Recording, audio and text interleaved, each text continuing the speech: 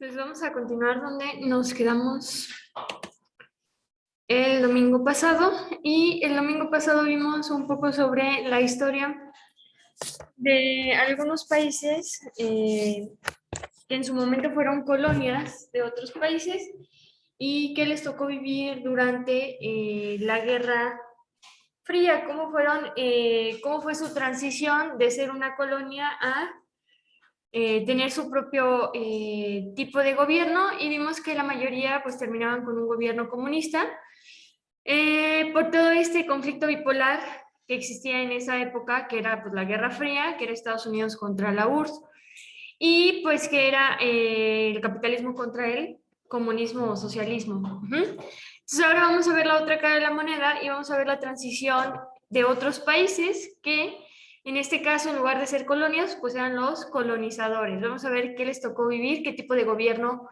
tenían y cómo algunos fueron logrando llegar a la democratización, que es lo que nosotros conocemos aquí en México para seleccionar a nuestro gobernante. Entonces, no siempre ha sido de esta forma, en la que en muchos países se elige quién queda al mando del país, sino que vamos a ver que muchos de estos países en algún punto de su historia tuvieron una dictadura, que ahí es, no te preguntan si quieres o no quieres, sino porque yo puedo y quiero, me pongo al mando. Entonces, primero vamos a hablar de la Unión Soviética, que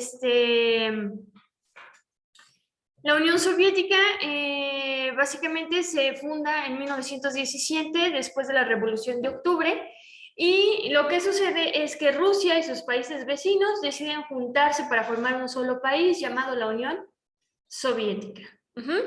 Eh, es un país bastante relevante, podríamos decir, en los años 50, 60, que es cuando se vive la Guerra Fría, porque nos dice que su mera presencia pues marcó el curso de la dinámica global durante más de 70 años. Esto quiere decir que en cuanto a cuestiones mundiales, todo el mundo volteaba a ver a la URSS. Tanto así que muchos de los conflictos bélicos que vimos la semana pasada tuvieron sus inicios con la URSS, con esta nueva ideología que presentaba la URSS. Luego también es relevante porque mientras existió la URSS, se vivió un conflicto contra Estados Unidos que proporcionó la desmedida producción de armas nucleares. Entonces hay que recordar que fue la Guerra Fría, que al final de la Guerra Fría nosotros mencionamos que Estados Unidos y la URSS no se agarraron a balazos, ni se lanzaron misiles, ni bombas, sino que solamente era una constante amenaza. Y durante todo ese periodo, lo que hicieron Estados Unidos y la URSS fue desarrollar tecnología nuclear en dado caso de que la fueran a ocupar.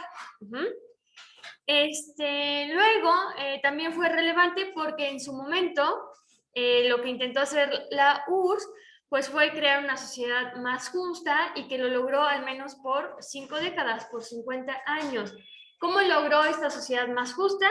Pues implementando un régimen político y económico comunista, donde repartimos de forma igual, donde la propiedad privada no existe, donde la industria le pertenece al Estado, todo le pertenece al Estado y el Estado es quien reparte de manera justa.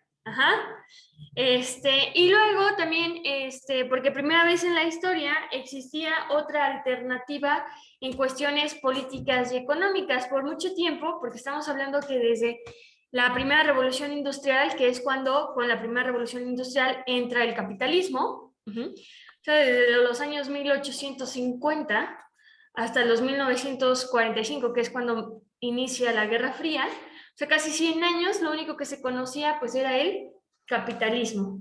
Entonces Rusia viene a proponer pues una nueva forma de llevar la parte política y económica de un país. Por eso tiene gran relevancia. ¿Qué vamos a hablar sobre la Unión Soviética? Pues nosotros ya mencionamos que participó en la Guerra Fría, que fue una de las potencias que participó en la Guerra Fría. Ya sabemos que por mucho tiempo tuvo un régimen político y económico 100% comunista o socialista, y que además este régimen comunista pues era extremista, o sea, si van 100% hacia la izquierda. Y lo que vamos a ver a lo largo de su historia es cómo es que se separa, porque hoy en día la URSS ya no existe. El mayor, digamos, quien tenía más importancia dentro de la URSS era Rusia, y hoy a Rusia la conocemos como Rusia, no como la Unión Soviética. Entonces vamos a ver qué tuvo que pasar para que la URSS, esta Unión Soviética, se desintegrara y entonces cada país lograra su independencia. Entonces, para el 8 de diciembre de 1991, se empieza a marcar el fin de la Guerra Fría. Esto quiere decir el conflicto que existía entre Estados Unidos y la Unión Soviética empieza a desaparecer, y todo esto porque ese día el mundo amanece con la noticia de que la URSS ya no existe, que la URSS ya se desintegró. Entonces Estados Unidos pues ya no tiene rival con quien pelear. Entonces para 1991 empieza a calmarse la Guerra Fría con la desintegración de la URSS. Hay que mencionar que pues actualmente, por más que la URSS se haya desintegrado, pues todavía existe cierta guerra fría entre Estados Unidos y Rusia, donde pues no se agarran a balazos ni nada, pero ahí está ese roce que también existía durante la Guerra Fría, y que ahorita que está viviendo una guerra Rusia contra Ucrania, Estados Unidos pues luego saltó por Ucrania, ¿cierto? Por el conflicto que tiene con Rusia todavía, aunque ya no sea la URSS. Entonces, hay 4 escuelas de la sociología, que hay que recordar pues, que la sociología es esa ciencia que se encarga del estudio de la sociedad y del ser humano dentro de la sociedad, pues que nos tratan de dar la causa de por qué la URSS fracasó y se terminó desintegrando, y que ahorita que veamos un poquito sobre la línea del tiempo, de qué fue lo que pasa, de lo que fue pasando para que la URSS se desintegrara, nos vamos a dar cuenta que además la causa de que la URSS se convirtiera, no completamente, pero diera paso a implementar cosas en su régimen político y económico que en su momento pues juró destruir. Entonces, tenemos a los marxistas de la escuela de Karl Marx, a los keynesianos, a los estructuralistas y los neoliberales. Nos vamos a dar cuenta que estas 4 escuelas de la sociología nos explican o nos dan a entender ambas 4 que todo se deriva a cuestiones económicas. Entonces, primero los marxistas nos dicen que la caída o la desintegración de la URSS se da porque fue demasiada la presión que metió el bloque occidental, esto quiere decir Estados Unidos y sus aliados, que lo obligaron a aumentar los gastos. Entonces hay que recordar que para esa época Estados Unidos ya estaba consolidado como potencia mundial y Estados Unidos ya tenía mucho dinero. Y que a final de cuentas una de las ventajas que tiene el capitalismo es que te permite generar dinero a desmedida, nadie te pone un límite. Entonces, si algo tenía Estados Unidos era dinero que invertir. Y la URSS llegó a un punto, según los marxistas, que ya no pudo solventar esos gastos que le estaba exigiendo Estados Unidos. Y nos mencionan a la carrera militar, carrera nuclear y la carrera espacial, que básicamente es en lo que se resume toda la Guerra Fría. Dijimos que nunca se agarraron a balazos, pero sí vivieron en una carrera militar constantemente, una pelea por quién tiene el mejor ejército. Aunque no lo utilicemos, yo tengo el mejor ejército y si esto estalla, yo te voy a ganar con mi ejército. Y tener un buen ejército necesita dinero. Luego tenemos la carrera nuclear, que también esta cuestión donde todo se basó en desarrollar la mejor tecnología nuclear. Estados Unidos venía de la Segunda Guerra Mundial de demostrar lo que podía hacer con la tecnología nuclear al aventar o arrojar la bomba atómica en Hiroshima, Japón. Entonces, Rusia quería superar eso que había logrado Estados Unidos arrojando la bomba nuclear. Entonces, tanto Estados Unidos como la URSS estaban en búsqueda de encontrar la mejor arma nuclear. Y eso también necesita dinero. Y por último, la carrera espacial. Durante los años 50 y 60, Estados Unidos y la URSS se proponen competir por la conquista del espacio, a ver quién manda el primer satélite que se logre mantener ahí en el espacio, a ver quién manda al primer ser humano al espacio, a ver quién pisa primero la luna. Entonces, viven ahí una carrera espacial donde también se necesita dinero para invertir en científicos, matemáticos, materiales. Para solventar todo eso se necesita dinero. Entonces, Estados Unidos no escatimaba en esos gastos. Era, no importa, yo invierto, yo invierto, yo invierto. Y los marxistas dicen que hubo un punto en el que Rusia ya no le pudo seguir el paso en cuestiones económicas. Luego tenemos los keynesianos que mencionan que es por una mala planificación económica, que se debe a que los altos mandos de la URSS decidieron invertir demasiado, excesivamente en la industria pesada y no en los bienes de consumo. Entonces, ¿qué sucede con una economía? Para que una economía funcione, nosotros como población tenemos que participar. Si no participamos, la economía no va a fluir y no va a presentar su vida cada año. Entonces, ¿qué pasa si yo en mi industria, en lugar de dedicarme a los bienes de consumo, me dedico únicamente a invertir en mi ejército, en armas nucleares y en cuestiones espaciales? Pues que la población eso no me lo va a consumir. O sea, yo no voy a llegar a comprar una nave espacial, porque ¿yo qué hago con una nave espacial? O no voy a llegar a comprar 10 soldados. Ni voy a llegar a comprar una bomba atómica, porque ¿de qué me va a servir? Entonces, el dinero de Rusia, de la población rusa, no se estaba gastando en Rusia, por eso mucho el consumo local, para que el dinero se quede aquí en México y no hacer empresas extranjeras más ricas de lo que ya son. Entonces, Rusia no estaba produciendo esos bienes de consumo, eso que nosotros ocupamos diario, insumos, comida, cosas de cuidado personal.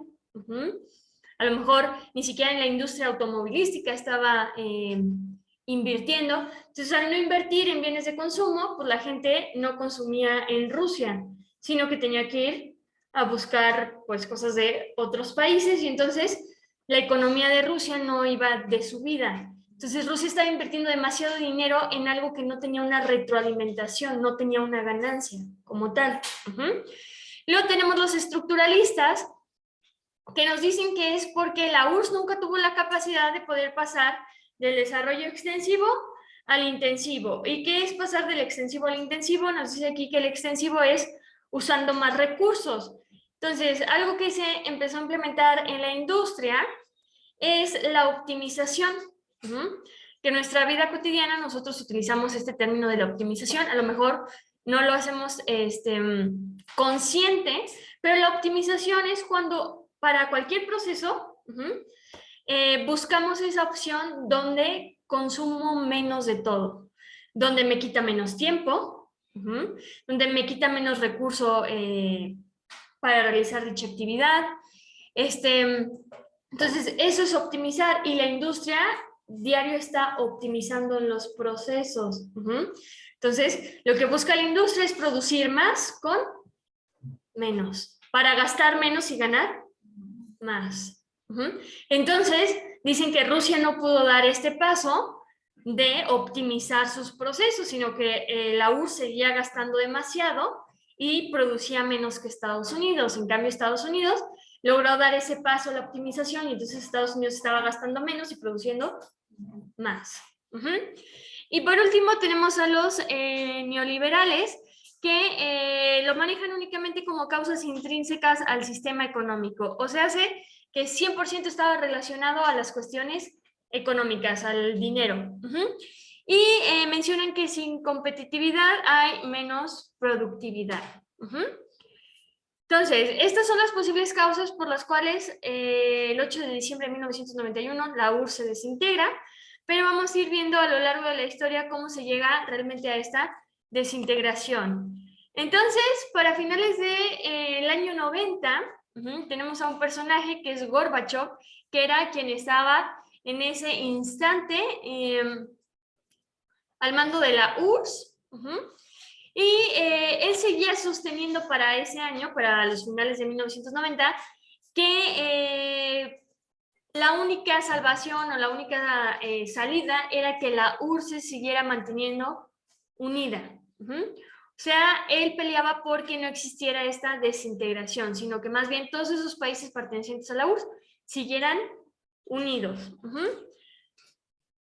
Como empieza a haber rumores de que hay ciertos países pertenecientes a la URSS de que quieren separarse e independizarse, entonces pues empieza a promover el centralismo con dominio estatal y además empieza a aplicar la mano dura. Esto quiere decir que pues empieza a utilizar un poco al ejército para mantener calmados a aquellos que quieren esta independencia. Se nos dice aquí que empieza a utilizar mano dura y que promueve el centralismo. Ambas dos buscando que la URSS se mantenga unida, intentando cohesionar un poco a los participantes para que decidan quedarse y no buscar su independencia.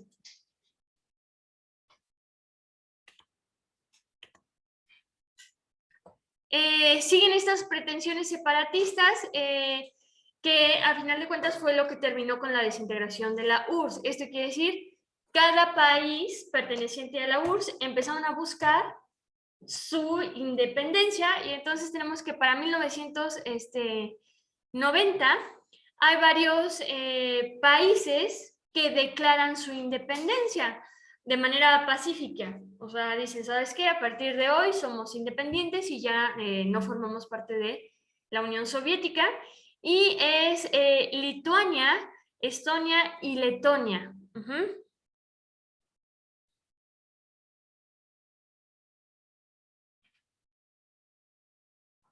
Y es hasta 1991 cuando obtendrían los reconocimientos diplomáticos. Entonces, nos vamos a dar cuenta que una cosa es que yo me declare independiente, pero tiene que haber algo escrito de por medio donde realmente se me está dando mi independencia y ya me proclaman a mí un país completamente independiente. Y quien realmente tenía ese poder en esa época, vuelvo a mencionar, ¿quién era quien tenía más peso ahí?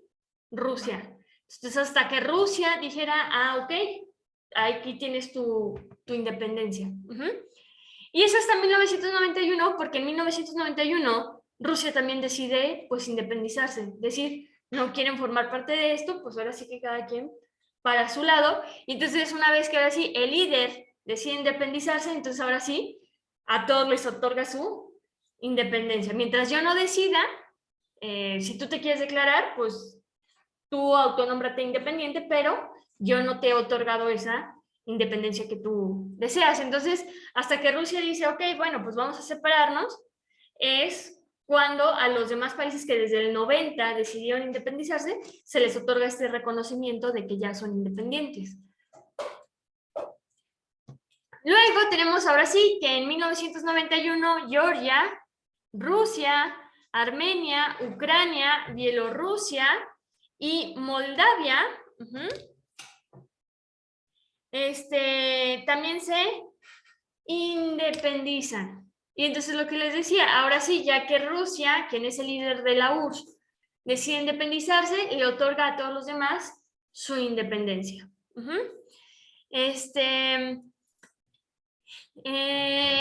el acuerdo de Brest en diciembre de 1991, exactamente el 8,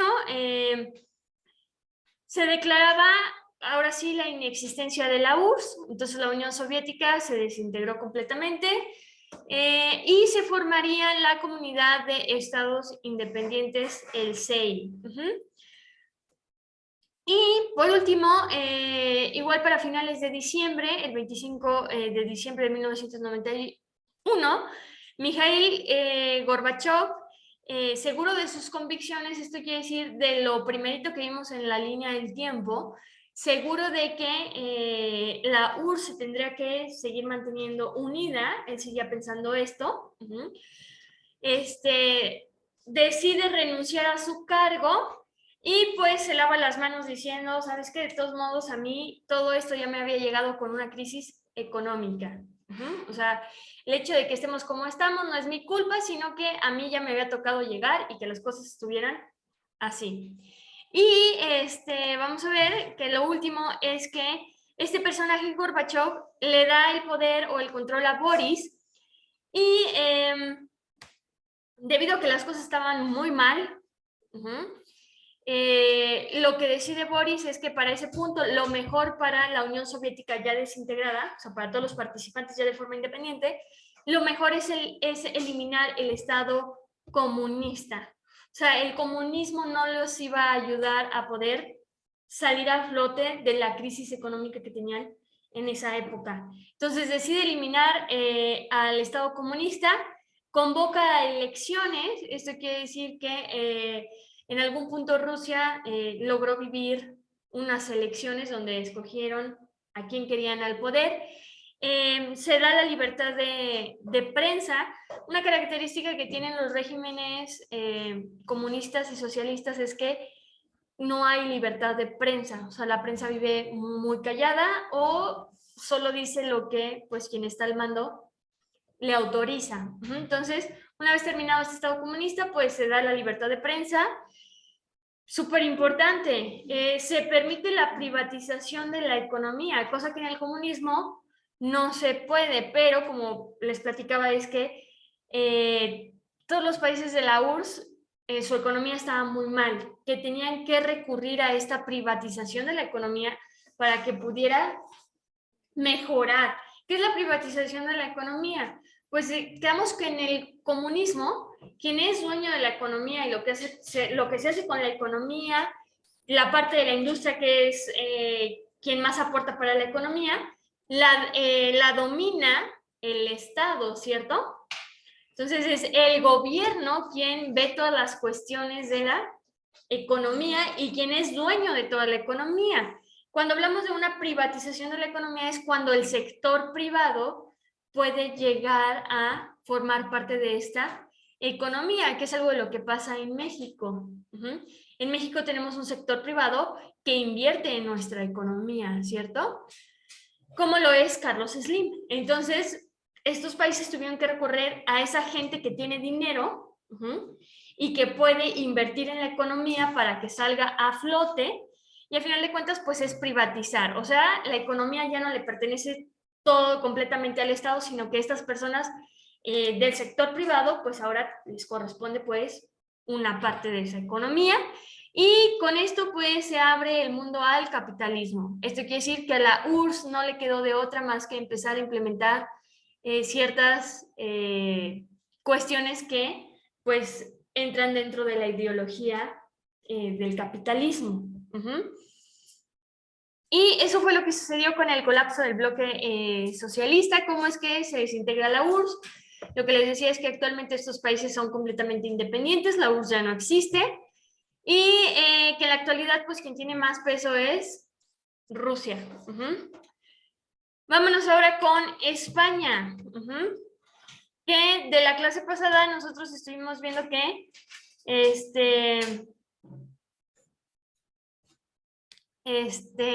pues España tuvo por ahí varias colonias. Entonces, ¿qué sucede con España? Pues por mucho tiempo España tuvo un régimen político y económico de monarquía, donde existían los reyes y las reinas, y que el poder caía sobre ese rey y esa reina. Vamos a abordar la historia de España desde 1939, cuando se implementa una dictadura. Entonces es en 1999, a cargo de Franco, que triunfa el nuevo Estado franquista, que se le conoce como la dictadura franquista. ¿Por qué? Por este personaje que llevó esta dictadura por aproximadamente más de 35 años, que es Franco. Entonces España vivió durante 30 y tantos años bajo una dictadura. ¿Qué características suelen tener las dictaduras? Que tienden a ser,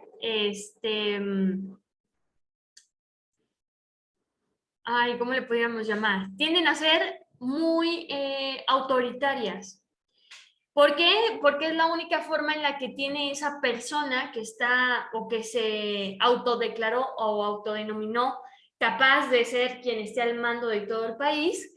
Es la única forma que tiene de mantener el poder tanto tiempo. Que es, por ejemplo, lo que ahorita vive un poco Rusia, ¿no? Putin ya lleva bastantes años en el poder. ¿Y por qué sigue en el poder? Porque su régimen político es autoritario. Ajá. Si no piensas igual que yo, pues te meto a la cárcel o te mato. Sí, eso pasa. Y entonces lo mismo pasa aquí en España en estos años, donde Franco tiene una dictadura autoritaria.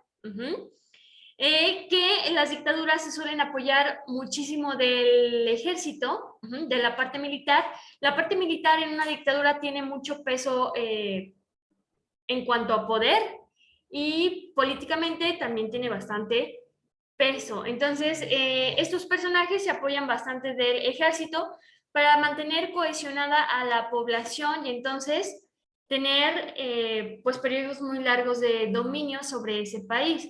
Entonces, estamos hablando que de 1939 a 1975 estuvo al mando de España este Franco con su dictadura. ¿Qué sucede intermedio entre estos años de 1939 a 1975? Eh, que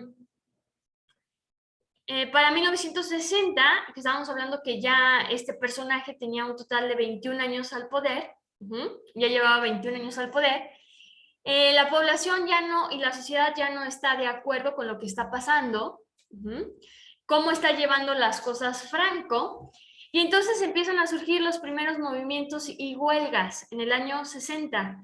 Entonces, hay que recordar que en la década de los 60 fueron varios países, no únicamente España, y en otros países también lo vamos a observar, que surgen las movilizaciones por parte de los estudiantes. México tuvo su propio movimiento estudiantil en los años 60 también. Entonces, en los años 60 empiezan las movilizaciones estudiantiles, que básicamente es que los estudiantes ya hartos de todo lo que está pasando, pues levantan la voz. Luego tenemos huelgas y demandas laborales. Y el último pedacito que tenemos ahí en lo que va de la línea del tiempo, lo que les decía es que durante toda esta dictadura se vivió bastante violencia por parte del ejército y que se establecieron toques de queda. Entonces, las dictaduras son bastante feas. Las personas que terminan dando un golpe de Estado y que terminan siendo la cabeza de una dictadura, sí se apoyan muchísimo del ejército y la clave para mantener el poder es cualquier persona que piense distinto a mí, la tengo que matar, porque es darle, más bien, es posible que esta persona le meta ideas a otras personas y entonces se pongan en mi contra y entonces se arme aquí una revolución y me tumben del poder.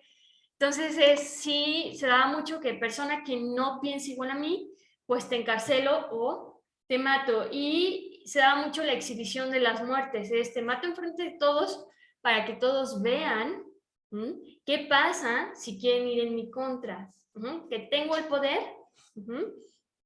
Entonces, eso se vivió de 1939 a 1975 en España.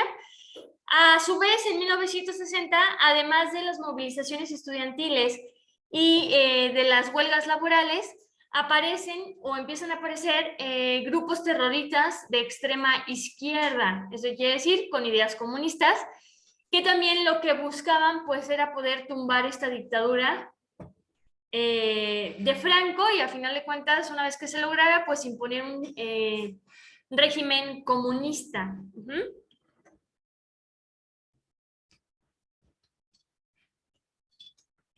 En 1969, lo que sucede es que ya eran demasiadas huelgas, demasiados movimientos, de inconformidad hacia el gobierno franquista, que entonces Franco decide designar al príncipe Juan Carlos de Borbón como su sucesor.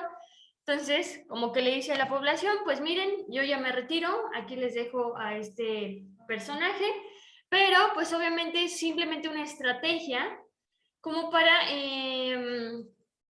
calmar un poco la situación en España.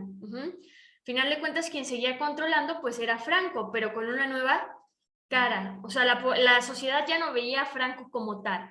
Y el odio iba hacia Franco. Entonces él consideró pues que cambiando de cara, pues podía calmar un poco la situación.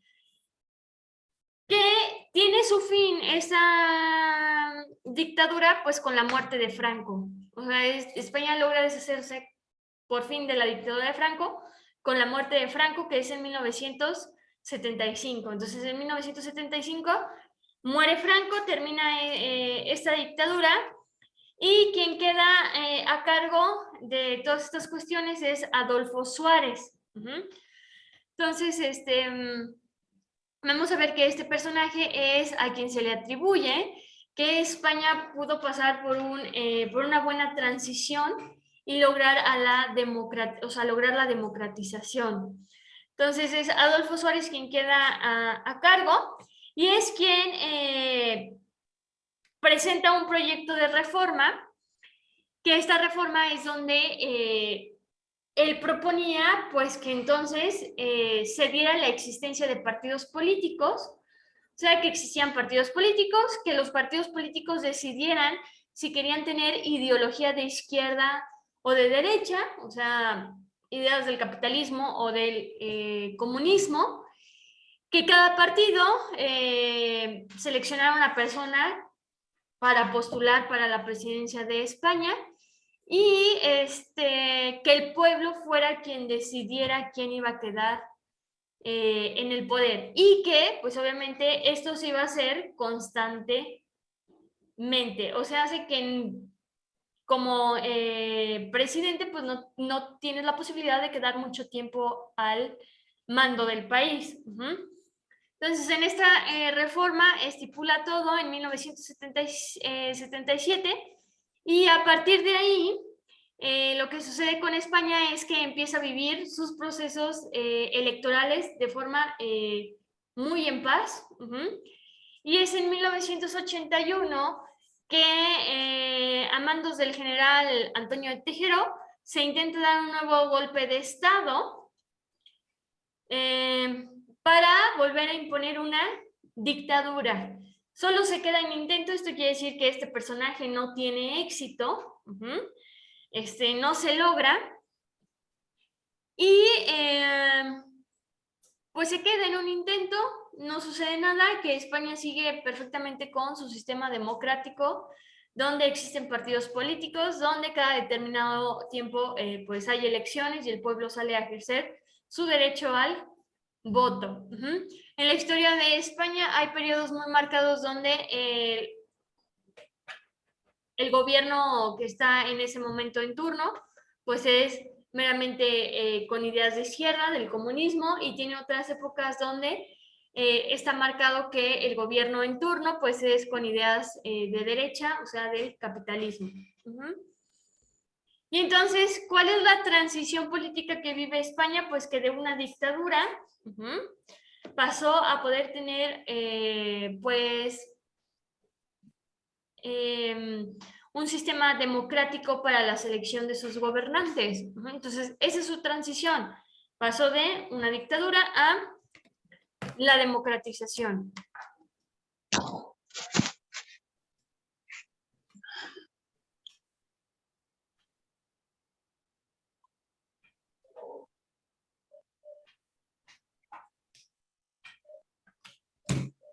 Vamos a hablar ahora de Portugal, que también Portugal, a la hora que vimos la historia de Portugal,